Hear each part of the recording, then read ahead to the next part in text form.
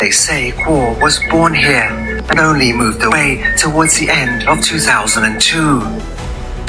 Let me ask, Guo Huaping, kilala mo ba si Xie Zhijiang? Yes or no?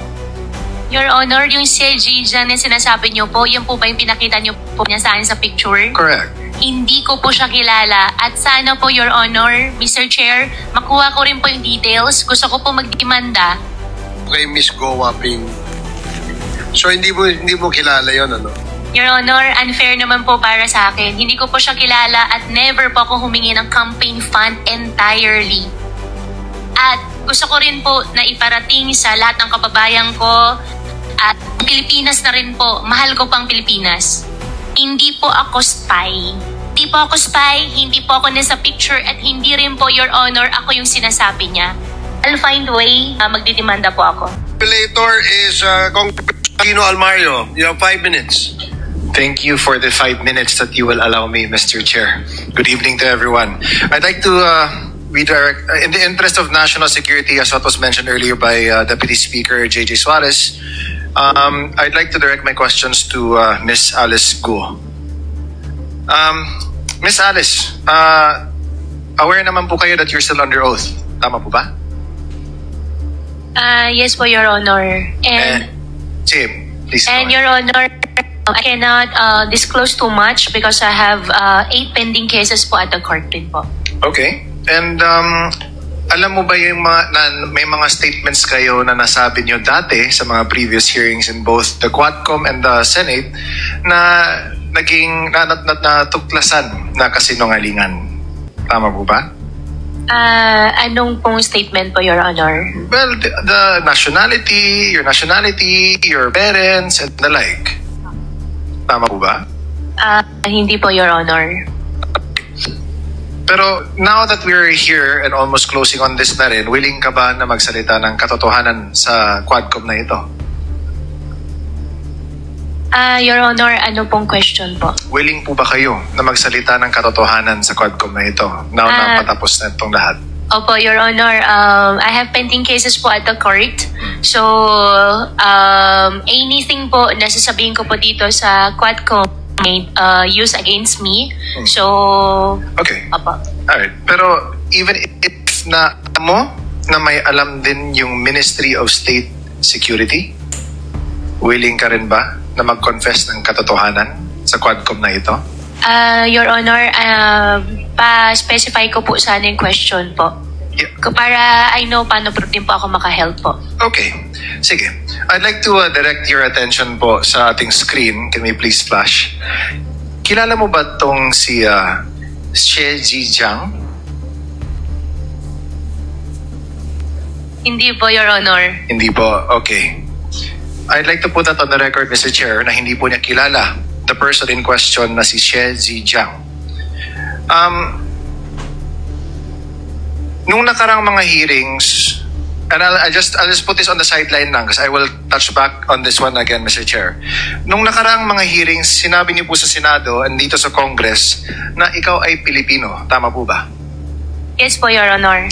And sabi niyo na din dito lumaki. Tama po ba? Yes po, Your Honor. Dito kayo ipinanganak. Tama po ba?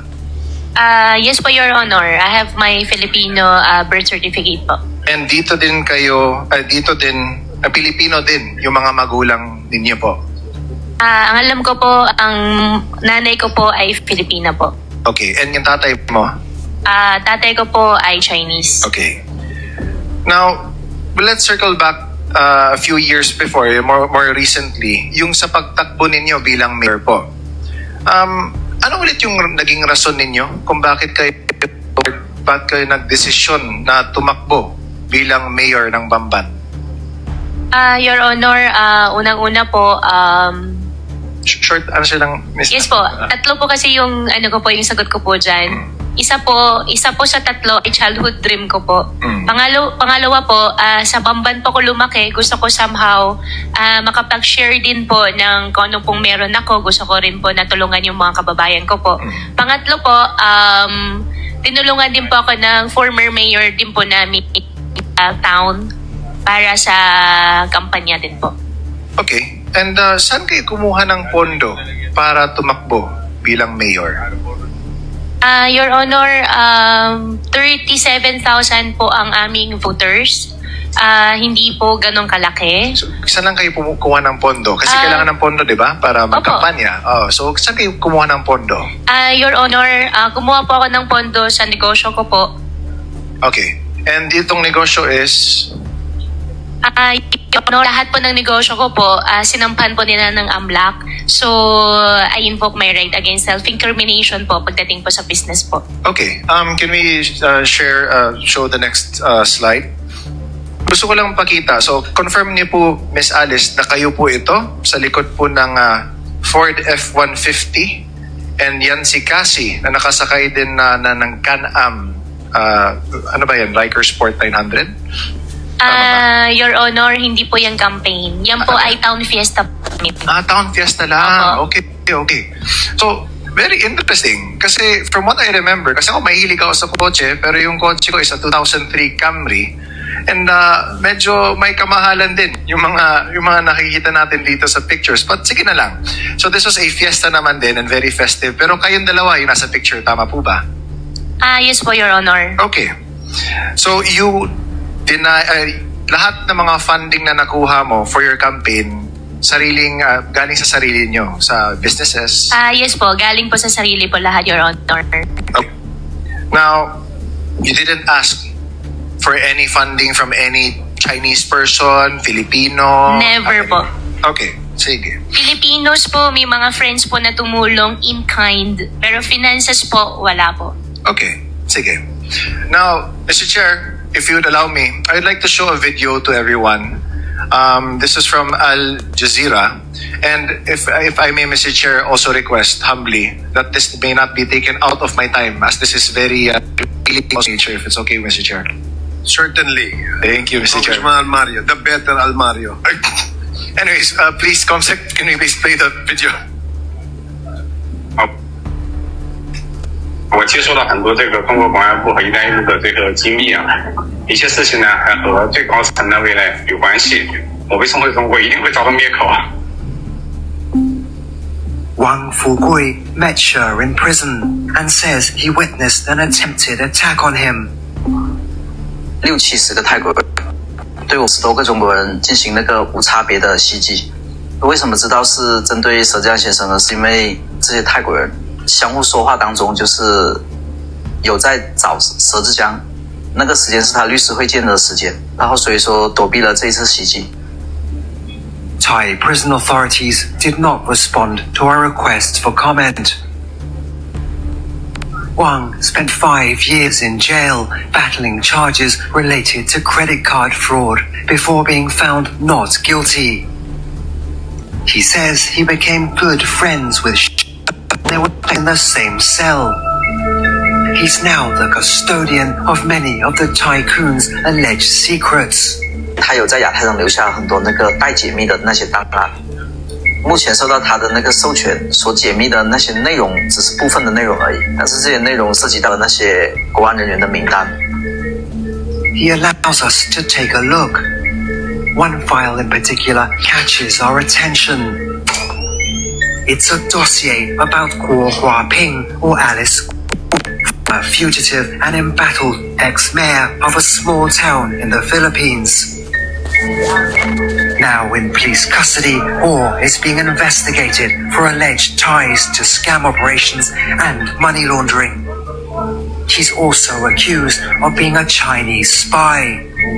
菲律宾的这个郭华平呢，我用这个手机呢跟他通过话，当时呢还要。 Sher says Guo once asked him to help fund her political campaign. 那我更不想得罪这个菲律宾政府了，所以就或者没有给钱。 Guo has repeatedly insisted she was born in the Philippines, a prerequisite for office holders in the country. But Sher's dossier lists China as her place of birth. Guo had previously claimed she's the daughter of a Filipino woman. But according to this document, her mother is a Chinese citizen called Lin Wenyi. The dossier also lists a family address in China's Fujian province. this is what our researcher finds when he visits the local office of the Chinese Communist Party.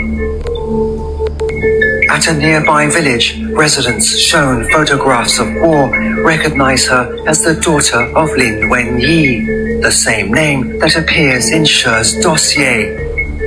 They say Guo was born here and only moved away towards the end of 2002. She says he has a message for the former mayor. 中国是不可信的，我们两个你看一下，曾经都为这个国安部卖命，你看看我的下场。要想不被灭口呢，就把真相呢，就告诉全世界。China's Ministry of State Security did not respond to our request for comment. Neither did Alice Guo Huaping. So, Mr. Chair, I'd like to point out to this committee that even if we have been making our own researches, putting our own inquiries, this is another source from a completely different party and is unrelated to what we do. Pero nagkataon that the person named Xie Kailun, who Xie Zhijiang trusted with the encrypted files, showed to Al Jazeera that there is a dossier confirming that there are Chinese spies all over, at least case Myanmar, but here also in the Philippines, and undoubtedly shows Guo Huaping in the picture where she was born, even her mother, and the name of Lin Wenyi. Mr. Chair, again, we were told, kanina nagtanong tayo kung lumaki ba si Ma'am Alice dito sa Pilipinas, kung dito ba siya ipinanganak, kung Pilipino ba yung mga magulang niya. Dito daw siya lumaki, which is false.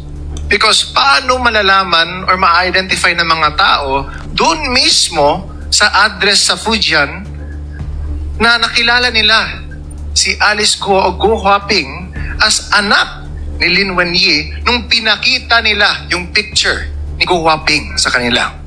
Number 2, tinanong natin kung saan ba siya ipinanganak. Nakita na nga.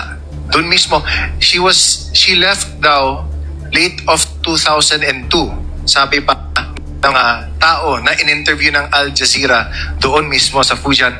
And might I take note, Mr. Chair, na sa video, nung pinuntahan nila yung address na nakalagay sa dossier, sa encrypted dossier, is a local office ng Communist Party of China.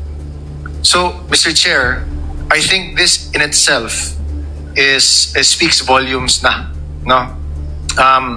Again, nakakainis na time and time again dinideny ni Guo Huaping lahat ng mga questions na tinatanong namin sa kanya. Okay, again, let me ask, Guo Huaping, kilala mo ba si Xie Zhijiang? Yes or no? Your Honor, yung Xie Zhijiang na sinasabi niyo po, yan po ba yung pinakita niyo po niya sa akin sa picture? Correct. Hindi ko po siya kilala. At sana po, Your Honor, Mr. Chair, makuha ko rin po yung details. Gusto ko po magdemanda. Hindi ko po sila kilala. Hindi natin madidemanda, Ms. Alice, dahil kasi he's in Thailand. And the reason why he's speaking the truth now is because, as he was saying din in the video, although hindi lang pinakita dito, is that he is also being illegally detained daw, sabi niya. Kaya sa galit niya, he wants to speak also the truth out to the world, na iniipit na rin siya ng Chinese Ministry of State Security. So, what does he have to lose? That's why nga sinabi nga niya sa inyo, Ms. Guo Huaping, na tell the truth. Don't fall to the same mistakes that he has done. Kasi nga, he also fears for your life. Remember, nung Senate hearing, na you mentioned na you didn't want to name names because you feared for your life. And because of that, the Senate granted you security and asylum within the PNP's compound. Ngayon na nag-executive session na kayo, sabi ng Senate na there was nothing to go about except for one name na hindi pa din namin alam.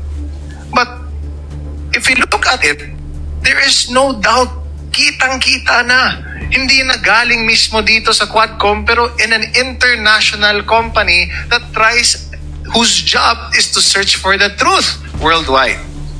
So, Mr. Chair, I'd like to submit this video na this is confirmation that what we've been trying to unearth here, marami na din dyan na nakikita din that corroborates not from us but from other parties as well. Which also means that this Quadcom should also be the avenue for which other people should also go to us to reveal more of the truth, kasi kailangan din natin yung kompletong katotohanan. Which is why this is an open call to action, Mr. Chair. Sa lahat ng mga nanonood ng committee meetings natin, na kung may alam kayo, lalo na nakakatulong ito sa pagtingin, sa pagkuha ng katotohanan, please come forward. Kasi this is national security also at stake. She's been denying na may kilala siya, na sinasabi niya na ilang beses na siya tinawagan para humingi ng campaign funds. Kung hindi niya alam yun, or if he was saying, if it wasn't even in the same timeline, then he wouldn't have said that. Diba? Timing. Elections natin, doon din siya, tumakbo din siya, humingi siya ng tulong. It all adds up. It all lines up. So, Mr. Chair, I'd like to submit this video to the committee. And I hope na people really try this time na mas marami pa na will come forward to speak truth to this matter. Thank you, Mr. Chair. Thank you, Mario. So, before we recognize the next interpolator, may tanong lang ako kay Miss Go Waping. So, hindi mo kilala yon, ano? Your Honor, unfair naman po para sa akin. Hindi ko po siya kilala at never po ako humingi ng campaign fund entirely. Never po ako humingi ng campaign fund during my campaign period. At nung video na pinakita po ni Congressman Chino po kanina, hindi ko po siya kilala.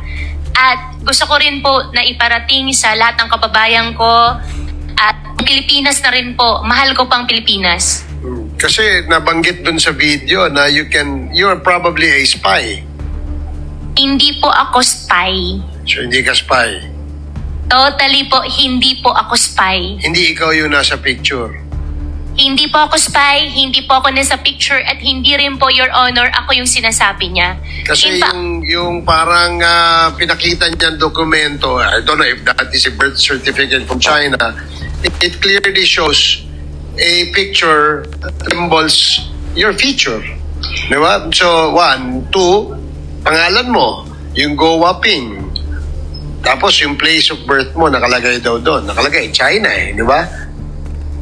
So, how will you now tell us and convince the Filipino people na ikaw ay hindi spy at ikaw ay hindi involved dito sa Pogo? Your Honor, I think our government agencies can prove din sa darating ng araw na hindi po ako spy, dahil hindi naman po talaga ako spy. Secondly, yung tao po na nasa video po kanina, I'll find a way para, hindi ko po alam kung paano, pero I'll talk to my lawyer, especially the network, magdidemanda po ako.